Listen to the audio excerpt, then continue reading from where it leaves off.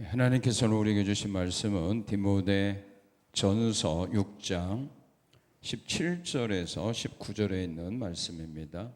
디모데 전서 6장 17절에서 19절에 있는 말씀입니다.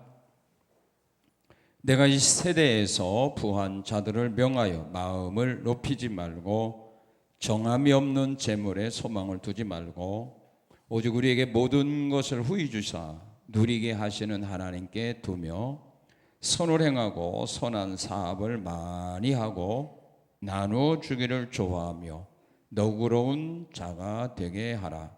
이것이 장래에 자기를 위하여 좋은 터를 쌓아 참된 생명을 취하는 것이니라. 아멘.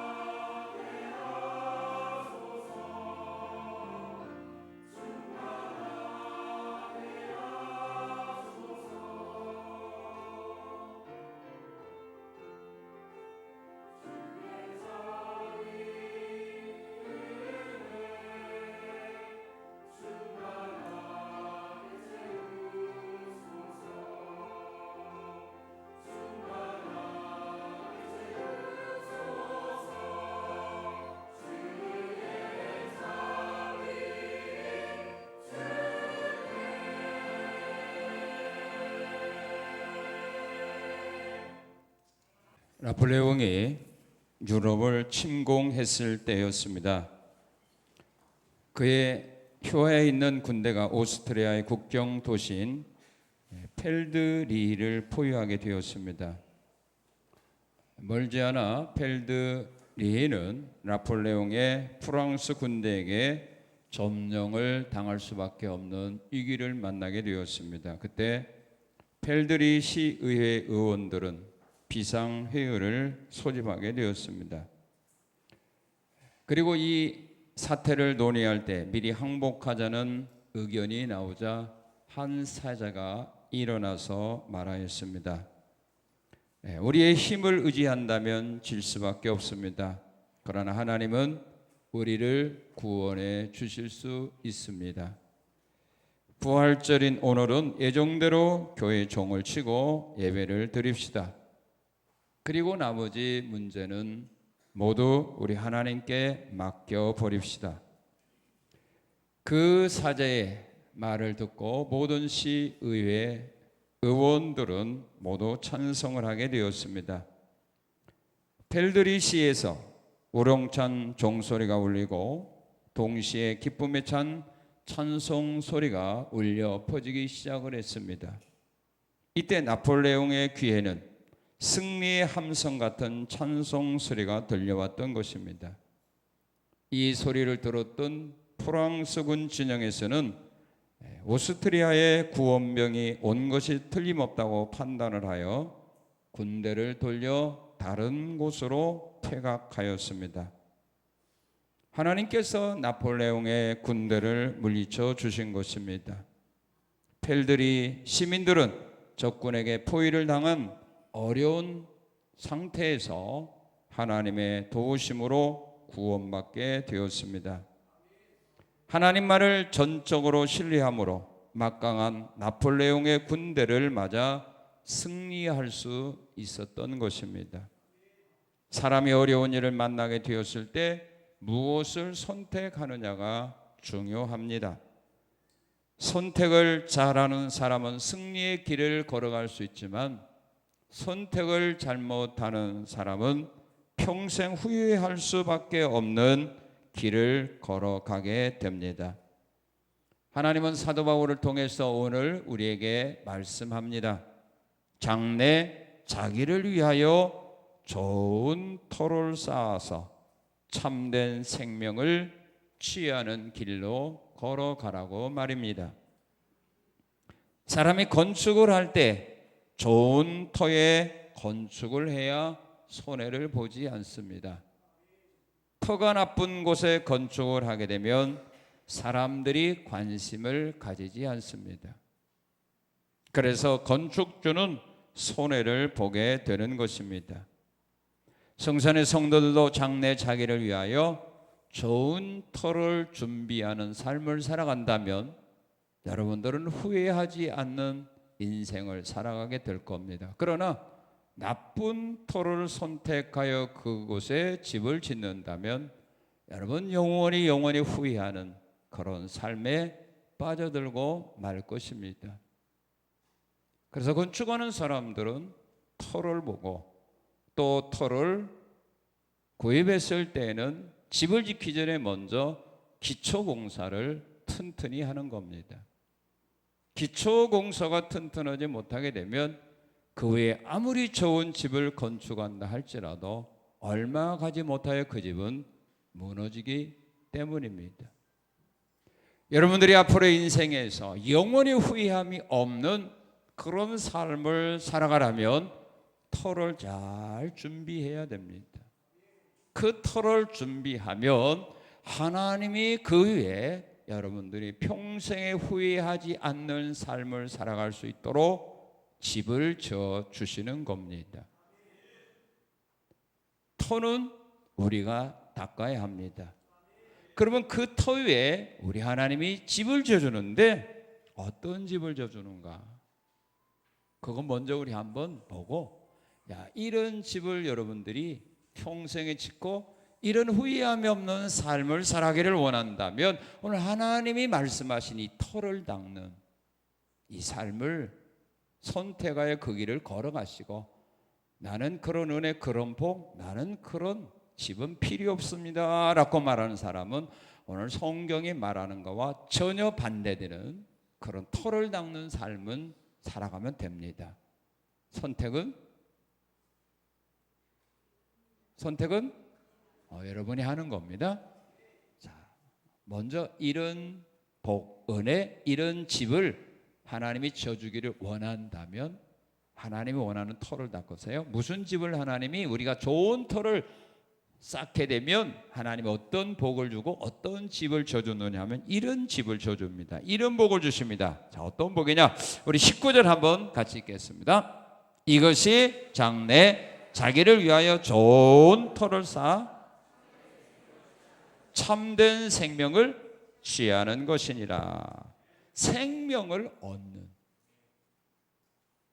그런 집을 하나님이 지어주십니다. 로마서 2장 7절에 보면 참고 선을 행하여 썩지 아니함을 구하는 자에게는 영생으로 하신다 그렇게 말했습니다. 시편 33편 18절 19절을 보게 되면 그들의 영혼을 사망에서 건지시며 그들이 굶주릴 때에 하나님이 그들을 살려준다 이렇게 말합니다. 좋은 터를 쌓으며 살아가는 사람들의 생명을 우리 하나님께서 책임져 주시겠다 이 말입니다. 별로 싫은가 보네. 여러분의 생명을 하나님이 책임져 준다는 거 싫어요? 더위 먹었어요? 생명을 하나님이 사망에서 생명을 건져주시고 영원한 생명으로 하나님이 책임져 준다. 두 번째, 어떤 집을 져주느냐, 어떤 복을 주느냐. 시편 22편 26절에 보게 되면은 여호와를 찾는 자는 그를 찬송할 것이라 너희의 마음은 영원히 살지어다. 신명기 12장 12절 28절에 보게 되면 내 하나님 목전에서 선과 의를 행하면 너와 내 후손에게 영구히 복이 있으리라. 베드로전서 3장 13절 말씀 보게 되면 너희가 열심으로 선을 행하면 누가 너희를 헤아리요. 어떤 집을 져주느냐? 망하지 않는 집을 져줍니다. 이것도 별로구만. 무슨 집이요? 절대로 망하지 않도록 하나님이 책임져주고 지켜주겠다. 자, 세 번째로 하나님이 우리가 좋은 터를 쌓는 신앙의 삶을 살면 하나님이 어떤 집을 져주냐, 어떤 은혜와 복을 주느냐 하면은 그들로 하여금 좋은 열매를 많이 거두게 해주십니다. 마태복음 25장에 보면 양과 같은 성도들이 세상을 살면서 하나님이 원하는 아름다운 삶을 살았습니다. 선을 베푸는 삶을 살아갔습니다. 그들에게 우리 예수님께서 천국의 아름다운 것으로 갚아줍니다. 바울 사도는 데살로니가 교인들을 향하여 말합니다. 사도 바울이 데살로니가 교회를 개척했습니다. 그리고 많은 성도들을 전도하여 예수 믿게 했습니다. 그들이 바로 사도 바울의 뭐가 됩니까? 자랑의 면류관으로 주님 앞에 쓸 때 그들이 전도했던 데살로니가 교회 성도들이 사도 바울의 자랑의 면류관이 됩니다. 다니엘서 12장 3절에 보게 되면 많은 사람들을 옳은 길로 의로운 길로 인도한 사람들은 해같이 별같이 빛나리라. 여러분들이 심은 거에 대하여 좋은 열매로 이 세상에서뿐만 아니라 저 영원한 천국에서도 그 열매를 거두어 드리도록 하나님이 역사한다. 생명을 얻게 되고 망하지 않고 행한 일마다 좋은 열매를 풍성히 맺을 수 있는 그런 복을 하나님이 주십니다. 그런 집을 져줍니다. 누구에게? 터를 잘 닦은 사람들에게. 그러면 하나님의 이런 은혜와 복을 주기 위해서 하나님이 오늘 우리에게 좋은 터를 쌓아라 그렇게 말합니다. 그럼 어떤 터를 만들어야 되느냐? 오늘 사도 바울은 가르쳐 줍니다. 오늘 본문 17절 우리 한번 같이 읽겠습니다. 내가 이 세대의 부한 자들을 명하여 마음을 뭐하지 말고 높이지 말고 마음을 높이지 마라. 교만한 마음을 가지지 말아라. 믿습니까? 무슨 마음을 가지지 말라? 이게 좋은 터입니다. 교만한 마음을 가지게 되면 하나님께서 좋은 집을 만들어 줄 수가 없습니다. 교만한 마음을 가진 자에게 하나님의 은혜와 복을 줄 수가 없습니다. 하나님의 은혜와 사랑과 복이 여러분들에게 임하기를 원한다면, 하나님이 주신 그 은혜와 복을 여러분들이 빼앗기지 않기를 원한다면 교만한 마음을 가져서는 안 된다. 왜 그러냐면 우리가 교만한 마음을 가지게 되면 하나님을 잃어버리고 하나님을 대적하기 때문입니다. 호세아 13장 6절은 말합니다. 하나님이 이스라엘 백성들을 먹여주어서 그들이 배가 불렀습니다. 배가 부르면 여러분들 하나님을 잘 섬겨야 될까요? 섬기지 말아야 될까요? 성산교회는 틀리구만. 그런데 이스라엘 백성들을 향하여 하나님이 배를 부르게 해줬더니 그들이 마음이 교만하여서 하나님을 잊어버렸습니다. 사람을 배부르게 해주면요 잊어먹어요. 사람을 배부르게 해주면요 교만해가지고 대적해요.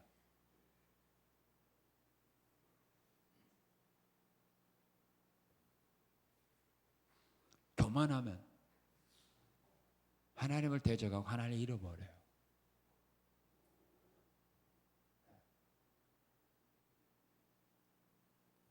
어려운 가운데 병든 가운데 주님 만나서 주님의 은혜로 모든 문제를 해결받고 배부르고 윤택하게 된 사람들, 하나님 잘 섬기는 사람이 있지만 반대로 잃어버린 사람 많아요.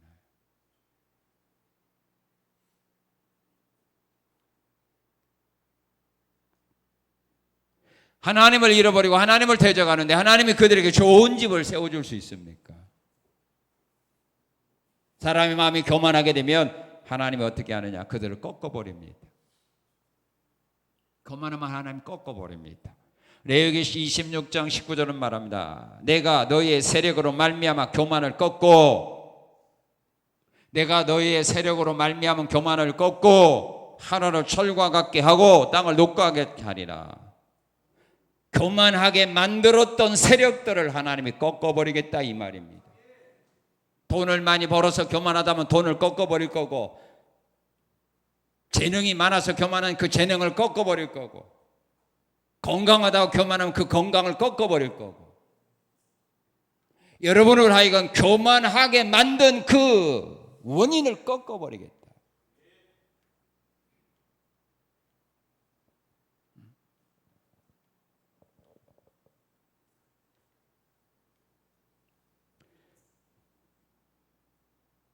잠언 15장 25절은 말합니다. 하나님은 교만한 자의 집을 헐어버리겠다.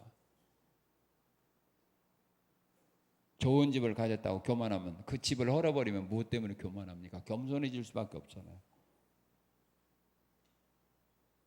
돈 많다고 교만하면, 그 돈을 불어버리면 겸손해질 수밖에 없죠. 지금 여러분의 마음에 교만을 가지게 하는 그 원인을 하나님이 제거해버리겠다 이 말이에요. 좋은 집을 세워주는 것이 아니라 교만하게 만든 모든 원인들을 하나님이 꺾어버린다고 했습니다. 꺾어버리면 끝난 겁니다. 넘어뜨리면 다시 이렇게 세우면 희망이 있는데 꺾어버렸는데 우리가 어떻게 합니까? 방법이 없습니다. 그리고 교만한 마음을 가지게 되면 하나님을 없다라고 말하게 됩니다. 하나님을 없다라고 말하는데 하나님 그들을 위해서 무슨 집을 지어줬습니까? 그래서 교만한 사람들은 하나님이 없다 그렇게 말합니다. 그리고 교만한 마음을 가지게 된 사람은요, 어려운 일을 만나도요 하나님께로 돌아오지 않습니다. 호세아 7장 10절에 보면 하나님 말합니다. 이스라엘의 교만은 그들이 모든 일 당해도 하나님께로 돌아오지 않고 하나님께 구하지도 않았다. 어려운 일을 만나면서도 하나님께 돌아오지 않고 어려운 일을 만나면서도 하나님께 구하지 않는 사람, 그 교만한 사람입니다. 그들을 위하여 하나님 무슨 생명을 주고 망하지 않게 하고 그들이 하는 일이 잘 되어지도록 하나님이 도와주겠습니까? 어려운 일을 만났는데도 하나님께 돌아오지 않고 어려운 일을 만났는데 하나님께 기도하지 않는 사람, 그 교만한 사람입니다. 여러분이 자신을 체크해 보세요. 교만한가 교만하지 않는가. 탕자는 모든 걸 잃어버렸을 때 아버지께로 돌아왔죠. 왜요? 겸손하니까. 교만했다면 돌아오지 않고 아마 자살했을 겁니다. 교만한 자는 돌아옵니다. 돌아와서 하나님께 회개합니다. 그리고 기도합니다. 이게 겸손한 겁니다. 그래서 사도 바울은 말하는 겁니다. 교만한 마음을 가지지 말아라. 겸손한 자에게는 하나님 은혜 주고 겸손한 자가 넘어질 때는 하나님 일으켜 줍니다. 겸손한 자를 위하여 하나님께서 준비하신 은혜와 복을 줍니다. 그러나 교만한 자는 하나님이 꺾어버립니다. 교만하게 한 원인들을 하나님이 제거해 버립니다. 자, 우리가 터를 닦아야 됩니다. 어떤 터를 닦아야 되냐? 바로 이런 터입니다.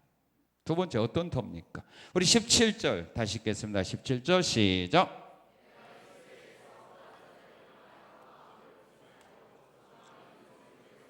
예, 어디에 소망을 두지 말아라? 정함이 없는 재물에 소망을 두지 말아라 이 말입니다. 정함이 없는 재물에 소망을 두지 말아라. 은혜 안 되죠? 대답을 안 해? 은혜 안 되죠? 대답을 안 해? 정함이 없는 재물에 소망을 두지 말아라. 은혜 안 되죠? 은혜 됩니까? 안 되죠? 자, 그런데 왜 하나님은 정함이 없는 재물에 소망을 두지 말아라 이렇게 말할까요? 여기 정함이 없다라고 하는 말은 불확실하다 이 말입니다. 불확실한 재물에 소망 두지 말라는 말입니다. 돈은 돌고 돌죠. 그죠? 지금 여러분들에게 주머니 지갑에 있는 돈이 몇 사람 거쳐서 왔을까요? 여러분들 지갑에 이 돈 몇 년이 있을 것 같아요? 지금 여러분들의 지갑에 있는 돈 여러분들과 몇 년 같이 동행할 것 같아요? 몇 년은 무슨 몇 년? 그죠? 한 달도 못 갈 거예요. 아마 내일이면 다 없어질지도 몰라요. 돈은 돌고 돌아요. 내게 왔다 해서 영원히 나와 같이 살으리라 천만에요. 그럼 있으나마나예요. 내게 들어온 돈이 끝까지 나와 함께 동행한다면 그 사람 돈 있는 거나 없는 거나 똑같아요. 내게 들어왔으면 또 나가야 돼요. 돈은 불확실한 겁니다. 정착을 할 수가 없는 것이 바로 돈입니다. 자, 그래서 성경은 우리에게 말하는 겁니다. 거기에 대해서 너희 소망을 두지 말라 이 말입니다. 왜 자꾸 흔들리는 겁니다. 성경은 재물을 뭐라고 말합니까? 잠언 23장 5절에 보면 허무한 재물이라 그렇게 말합니다. 재물을 가리키다 허무하다 그럽니다. 이게 허무하다는 말은 순식간에 사라지는 재물이다 그 말입니다. 재물은 뭐냐? 허무하다. 순식간에 사라지는 거다. 그럼 어떻게 사라지는가? 잠언 23장 5절은 이렇게 말합니다. 내가 어찌하여 허무한 것에 주목하겠느냐? 정령이 재물은 스스로 날개를 내어 하늘을 나는 독수리처럼 날아가리라. 아멘 안 해도 여러분들이 인정 안 해도 재물이 스스로 뭘 만들어서 날개를 내어서 나비같이 날아가요? 독수리가 새중의 왕 아니에요. 독수리같이 날아가리라. 재물이 스스로 날개를 내어서 독수리처럼 날아가리라. 그런데 왜 그 허무한 재물에 너희가 소망을 가지고 사느냐?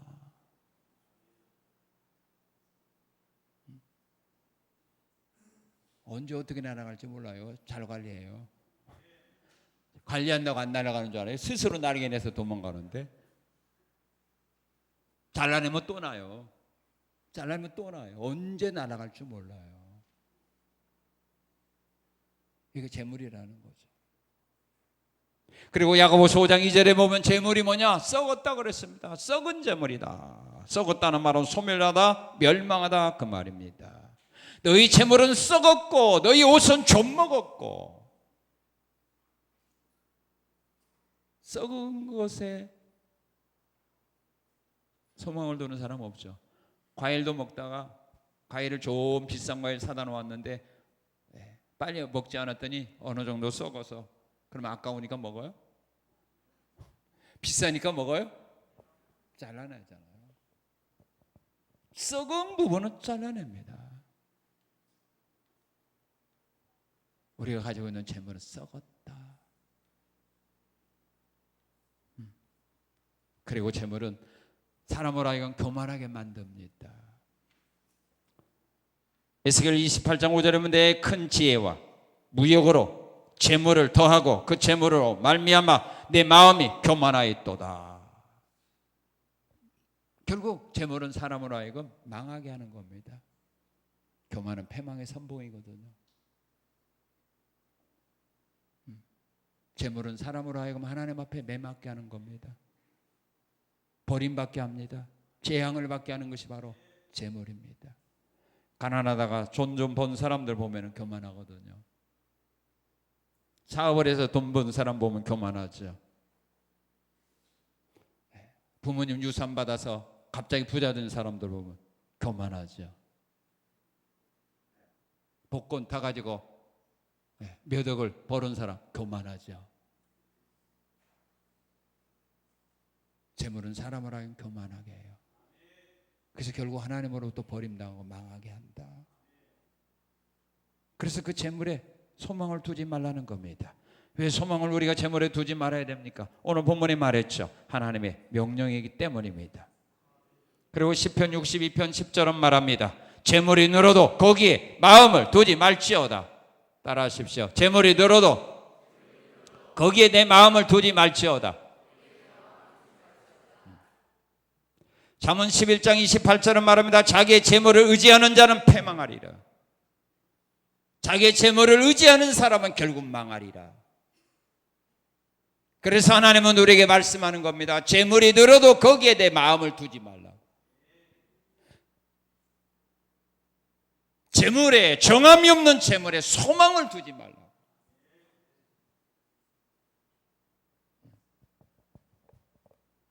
돈 버는데 소망을 두지 말라. 왜요? 돈 버는데 소망을 두는 사람 보면 사기꾼 돼요. 돈 버는데 생명을 거는 사람 보면 도둑질해요. 살인해요. 부모를 죽이고 아내를 죽이고 남편을 죽이고 자식을 죽이잖아요. 보험금 때문에 가족들 몰래 보험금 들어놓고 교통사고 위장해서 죽이잖아요. 그 사람들은 물질에 소망을 둔 사람이에요. 그래서 하나님 우리에게 말씀하는 겁니다. 거기에 소망을 두지 말아라. 그건 허무하고 썩었다. 언제 날개를 내어 날아갈 줄 모르는 거다. 그리고 재물은 환난 중에 무익한 거기 때문입니다. 잠언 11장 4절은 말합니다. 재물은 진노의 날에 무익하다. 에스겔 7장 19절은 말합니다. 하나님이 진노를 내리는 날에 그들의 은과 금이 등이 그들을 건지지 못하리라. 하나님이 진노를 내릴 때 은과 금이 우리를 지켜줍니까? 하나님이 심판할 때 은과 금이 많다고 해서 그 사람이 그 하나님의 무서운 진노의 심판에서 벗어납니까? 그렇지 않습니다. 노아 시대 때 하나님 물로 심판할 때 부자들 살지 못했어요. 소돔 고모라 성을 하나님의 유황불로 심판할 때 은과 금을 많이 소유한 부자라고 해서 권세 있는 사람이라고 해서 그 하나님 무서운 진노, 그 무서운 재앙으로부터 보호받지 못했어요. 주님이 세상을 심판하러 올 때도 마찬가지입니다. 은과 금이 많다고 해서 그들이 그 주님의 무서운 진노의 심판을 면할 수 없어요. 돈이 최근 것일지라도요, 우리가 죽음의 위기에 처했을 때 그 돈이 나에게 무슨 필요가 있습니까? 아무리 돈이 많은 사람이라도 배를 타고 가다 배가 파손했는데 그 돈이 많다고 해서 그 은과 금이 그들을 보호해 줍니까? 있는 자 없는 자 똑같습니다. 환난을 만날 때, 재앙을 만날 때 우리에게는 무익합니다. 그리고 재물은 우리로 하여금 하나님을 버리게 할 수 있기 때문입니다. 신명기 8장 17절에서 14절을 보면 하나님 그런 염려를 합니다. 내가 너에게 가나안 땅에 들어가서 먹어서 배부르게 하고 좋은 집을 짓게 하고 그 좋은 집에서 살게 하고 너희의 모든 것들이 번성하여 창대하고 부자가 되고 배부르게 될 때에 너희가 마음이 교만해서 나를 잃어버릴까 두렵다. 그래서 잠언 기자는 말합니다. 하나님 내게 부자 되게 하지 말라고. 부자가 되면 배가 부르고 배가 부르면 하나님 없다 할까 두렵사오니 하나님 나에게 일용한 양식만 허락하옵소서. 그래서 하나님 버리지 않는 그 가운데 생활할 수 있도록 하나님 나에게 일용한 양식만 허락하옵소서. 이런 기도합니다. 결국 물질은 우리로 하여금 하나님을 버리게 하기 때문입니다. 하나님을 대적하기 때문입니다. 하나님 앞에 교만 떨게 하는 원인을 제공하는 것이 바로 물질이기 때문입니다. 그래서 성경은 말하는 겁니다. 거기에 소망을 두지 말라. 벌지 말라는 말은 아니에요. 다스려야 되지. 지배받는 삶을 살지 말라 이 말입니다. 물질을 다스리는 주인이 되어 살아야 되지 물질의 노예가 되어서 물질 따라가는 그런 삶을 살지 말라 이 말입니다. 물질 위에 토닥은 사람들 보세요. 다 망했잖아요.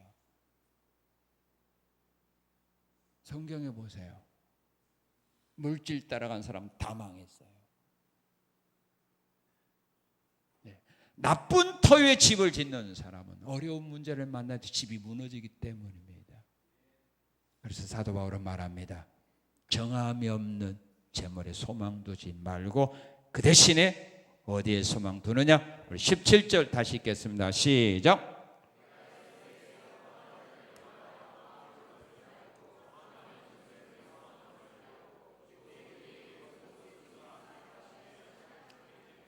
예, 누구에게 소망을 두라고 말합니까? 누구에게? 하나님께. 재물에 소망을 두지 말고 하나님께 소망을 두라고 말합니다. 오늘 여러분들은 하나님께 소망을 두고 삽니까? 재물에 소망을 두고 삽니까? 말은 그렇지. 말은 그렇지.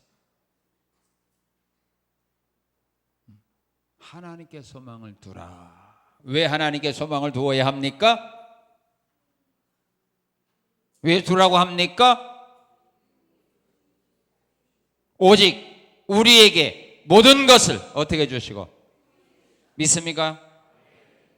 우리에게 모든 것을 후히 주시는 하나님이라 이 말입니다.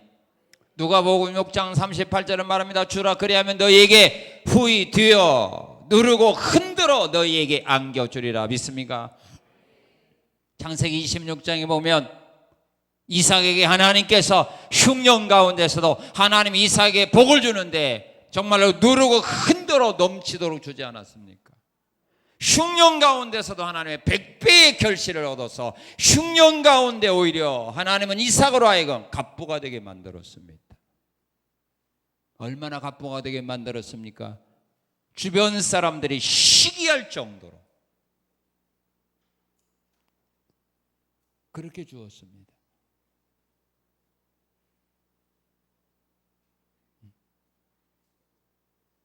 주변 사람들이 시기질투할 정도로 어려운 환경에서 하나님이 이삭에게 복을 준 겁니다. 왜? 이삭은 하나님께 소망을 두고 산 사람이기 때문입니다.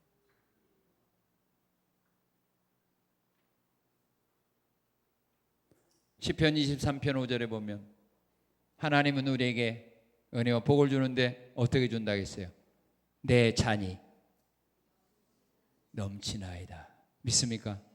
내 잔이 넘치나이다. 넉넉하게 후히 주신다. 조금씩 맛보기를 주는 하나님이 아니라 이 말입니다. 그리고 하나님은 우리에게 17절에 보면 주신 복을 우리로 하여금 어떻게 하시는 하나님? 누리게 하시는 하나님. 믿습니까? 누리게 하시는 하나님입니다. 누리게 한다는 말은 즐기게 한다 이 말입니다.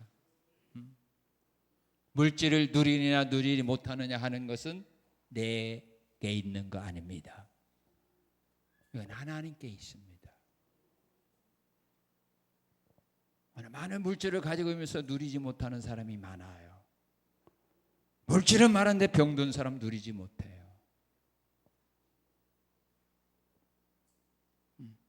물질은 많아도 구두쇠는 누리지 못해요. 전도서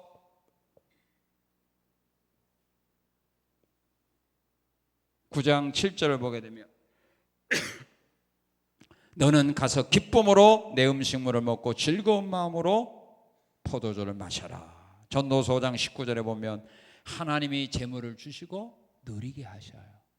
그런데 전도서 6장 2절에 보면 하나님이 어떤 사람이 재물만 쌓게 하고 누리기는 다른 사람이 누리게 해요. 자, 여러분들은 하나님의 옆에 은혜 받을 때, 복을 받을 때 쌓는 복만 받고 누리는 건 다른 사람이 하기를 원해요? 내가 쌓기도 하고 누리기도 원해요? 지금 그렇게 살아요? 쌓는 것만 복으로 알고 살죠. 그런데 나중에 보면 누가 살아요? 누리기는 다른 사람이 누려요. 누가 누려? 자녀들이 다 누리잖아. 재산 쌓게 그냥 고생하고 허리띠 졸래매고 그냥 쌓아놨다가 하나도 누리지 못하고 누릴만 하니까 병들었다 그냥 가잖아요. 그럼 누가 누려?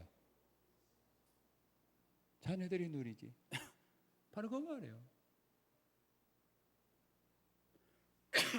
그렇다면 내가 그거 쌓기 얼마나 수고 노력했어요. 그런데 판단 잘못해갖고 잘못된 곳에 투자했다가, 그죠? 다 날아가 버린 거 다른 사람이 누리죠. 이것도 하나님의 은혜예요. 누리게 하는 거, 이거 하나님의 은혜예요. 이거 하나님께 구해야 돼요. 쌓는 것만 구하지 말고 누릴 수 있도록. 하나님은 우리에게 모든 거 후히 주시지만 또한 반대로 또한 그와 같이 또한 누릴 수 있는 은혜도 주고, 어떤 사람은 쌓는 복만 주고 누리는 것은 다른 사람이 누리게 하고.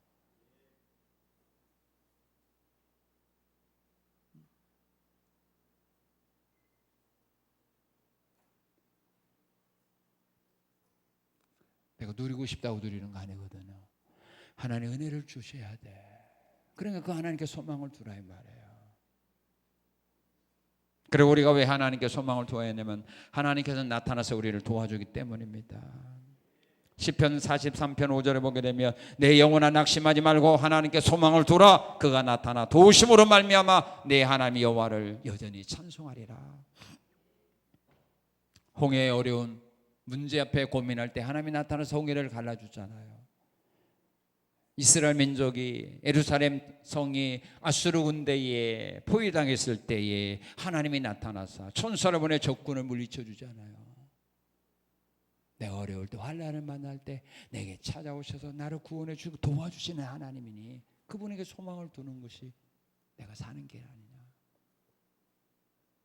어려울 때 나에게 아무런 도움도 못 주는 그 재물의 소망을 두지 말고, 언제 내게서 떠나갈 줄 모르는 그 허무한 재물에 썩어버린 재물에 소망 두지 말고 이 하나님에게 소망 두고 살아가라 이 말입니다. 그리고 우리가 닦아야 될 터가 있습니다. 무슨 터냐? 어떤 터를 닦아야 됩니까? 우리 18절을 같이 한번 읽겠습니다. 시작.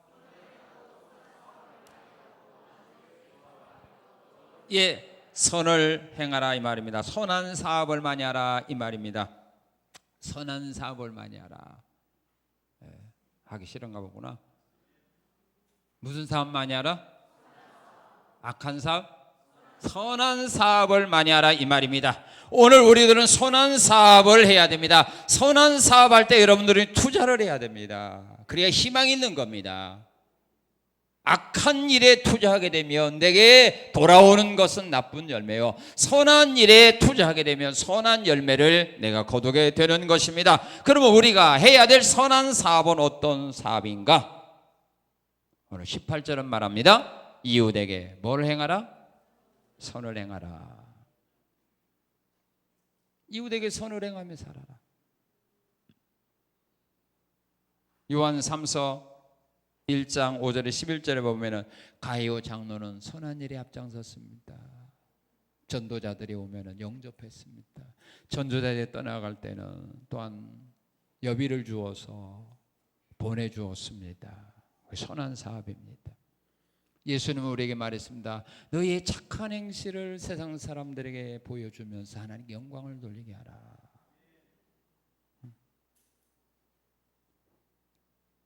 그런데 선한 사업은 누가 하는 겁니까? 내가 하는 거 아닙니다. 내 안에 계신 성령이 하시는 거에 우리는 따라 순종만 하면 됩니다. 그래서 빌립보 1장 6절은 말합니다. 너희 안에서 착한 일을 시작하신 이가 그리스도 예수의 날까지 이루실 줄을 우리는 확신하노라. 너희 안에서 착한 일을 시작하신 그 성령이 예수님이 이 땅에 재림하실 때까지 너희 안에서 이루실 줄을 확신하노라. 그래서 우리에게 선한 일을 하도록 우리에게 말씀하시는 분이 누구냐? 성령님입니다. 그 뜻에, 그 감동에 우리는 순종하면 됩니다. 그리고 우리가 해야 될 선한 사업은 어떤 사업이냐? 복음을 전하 영혼을 구원하는 일입니다. 이것이 가장 선한 사업입니다. 네. 복음을 전해서 영혼을 구원하여 하늘나라로 인도하는 것, 이보다 선한 일이 어디가 있습니까? 물에 빠져있는 사람들, 불에서 어려움 당하는 사람들을 뛰어들어서 건져내는 것보다 선한 일이 어디가 있습니까? 몇십억 그들에게 구제하는 것보다 죽음의 위기에서 그 영혼을 건져내는 것이 더 귀한 선한 일 아닙니까? 불 속에서가 아니라 영원히 꺼지지 않는 유황불에서 그 영혼을 구원했는데 이보다 선한 일이 어디가 있습니까? 그래서 우리는 이 선한 일에 우리는 열심히 해야 됩니다. 그래서 영혼 구원하는 일에 몸을 들이고, 영혼 구원하는 일에 달란트 드리고, 영혼 구원하는 일에 기도하고, 영혼 구원하는 일에 물질을 드리는 거, 이보다 선한 일은 없습니다. 이 선한 사업에 열심히 하라.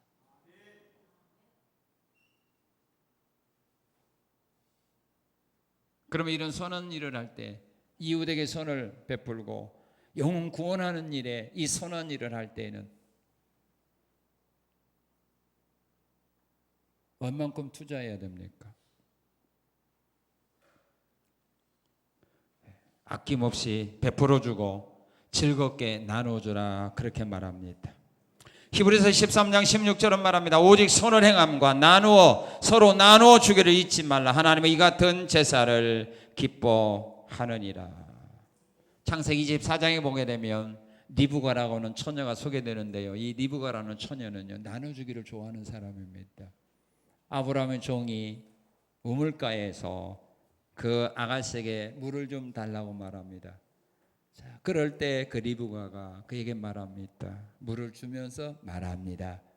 당신이 타고 온 나귀들에게도 내가 물을 주겠습니다. 자기만 먹을 물을 구했는데 이 리브가는 그가 타고 온 그 수많은 나귀들에게도 내가 물을 주겠습니다. 베풀어 주기를 좋아하는 사람, 그걸 즐기는 사람입니다. 그가 바로 이삭의 아내로 선택받은 거 아닙니까? 만약 그때 아브라함의 종이 나에게 물 좀 달라, 싫어요. 이 물기름 얼마나 힘든지 알아요? 나 빨리 집에 가야 돼요. 그러고 외면했더라면 그 어떻게 이삭의 아내가 됩니까? 수넴 여인도 보게 되면 엘리사 선지자를 강권해서 자기 집에 모셔다가 베풀어 주죠. 그 결과 그 가정에 아이를 낳게 되고 아이가 죽었지만 다시 살림받는 이런 복을 받은 거 아닙니까? 루디아가 사도 바울에게 강권해서 자기 집에 모셔다가 대접할 때 그 루디아를 통하여 빌립보 교회가 세워진 거 아닙니까? 선한 사업에 아낌없이 투자하라. 그러면 하나님께서 그들이 쌓은 이 터 위에 교만한 마음을 버리고 정함이 없는 물질에 소망을 두지 않고 하나님에게 소망을 두고 선한 사업에 열심하는 이런 터를 닦은 사람들 위에 하나님이 집을 세우는데 생명을 얻게 하는 집과 망하지 않는 집과 그들이 행한 심은 모든 씨앗에 대하여 좋은 열매 거두는 이런 삶을 살아가는 복을 얻도록 역사한다 이 말입니다. 그래서 오늘 하나님은 우리에게 말합니다. 털을 잘 닦아놓아라. 이 아름다운 털을 닦으셔서 오늘 하나님이 여러분들이 닦은 터 위에 생명을 얻게 하고 망하지 않고 여러분들이 씨 뿌리며 수고한 모든 일들마다 36시의 100배 이 세상뿐만 아니라 저 아름다운 천국에 가서도 그 열매 거두는 후회함이 없는 이 아름다운 삶을 향하여 앞으로 나가는 여러분의 아름답고 귀한 삶, 후회 없는 삶이 되시기를 주님의 이름으로 축원합니다. 고마우신 하나님 감사합니다.